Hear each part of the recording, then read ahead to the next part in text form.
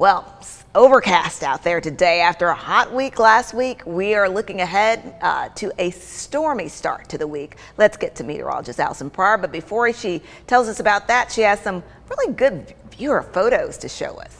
Yeah, I mean, some people maybe snuck outside a little bit in the heat over the weekend and they were able to capture some great pictures. Let me start with a couple that Gabrielle Hampton took in Jasper on Sunday. So this first one over here, of course, this is going to be daylight in the afternoon, getting to see that distant kind of towering cumulus cloud, the sun behind it, giving it that really nice glow. And then love the sunset shot that she sent in as well with those vibrant orange colors. So from Gabrielle in Jasper, how about we check out our next viewer photo from Gina.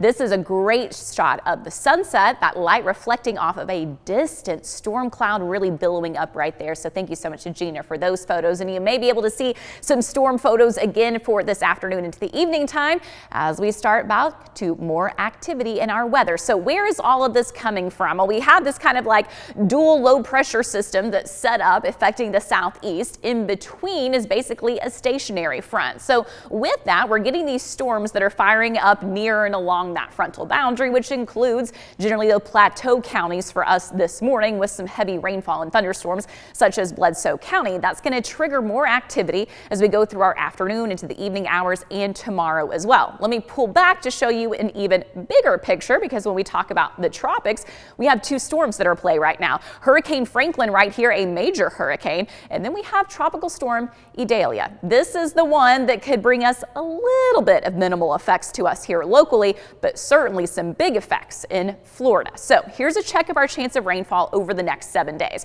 When we're looking at today and tomorrow, we're seeing those big percentages on there. Again, days to have your raincoats and umbrellas handy, kind of being patient for your commute, because we are talking about storms being likely, and we'll see those storm chances increasing as we go about your Monday afternoon into the evening time. But this is not related to tropical weather. The 20% on Wednesday, that is. So that's going to be a little bit of rainfall clipping through our southeastern communities.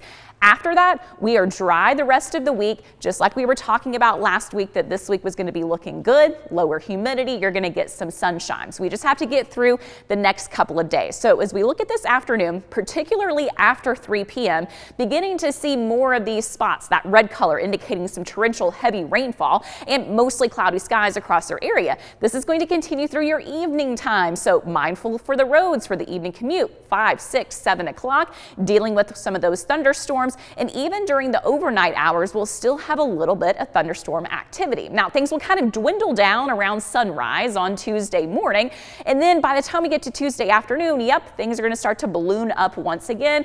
And here come those thunderstorms with the torrential rainfall, the brief gusty wind. Now, by Tuesday night, that pretty much exits our area. I'm going to do a big zoom out here. And there is what will at that point be Hurricane Idalia. And that's what's going to be moving into the Big Bend of Florida right here. Notice us here. We're just kind of this outer edge of the cloud deck. That's going to be the main thing we're going to see on Wednesday. Partly sunny skies, but our southeastern communities can get clipped with a little bit of rain. Most of that tropical moisture, southern portions of Georgia over into South Carolina. So this is not going to be a big tropical system that brings us heavy rainfall, but of course we're going to keep an eye on it over the next 48 hours.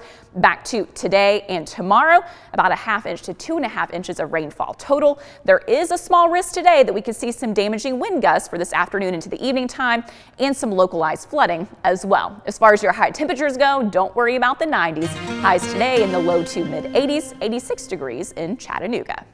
Thank you, Allison.